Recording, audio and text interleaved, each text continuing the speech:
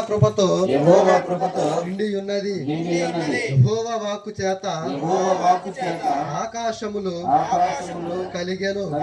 ఆయన నోటి ఊపిరి చేత వాటి సర్వ సమూహము కలిగెను. సముద్ర జలములను రాశిగా కూర్చువాడు ఆయనే. అగాధ జలములను కొట్టలలో కూర్చువాడు ఆయనే. లోకులందరూ యెహోవాయందు భయభక్తులు నిలుపవలెను. భూలోక నివాసులందరూ ఆయనకు వెరవవలెను. ఆయన మాట సెలవీయగా దాని ప్రకారం ఆయన ఆజ్ఞాపింపగానే కార్యము స్థిరపరచబడెను. అన్య జనముల ఆలోచనలను యెహోవా వ్యర్థపరచును.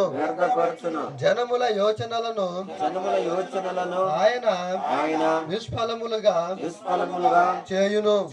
యెహోవా ఆలోచన సదాకాలము నిలుచును. ఆయన సంకల్పములు తరతరములకు ఉండును. యెహోవా తమకు దేవుడుగా గల జనులు ధన్యులు.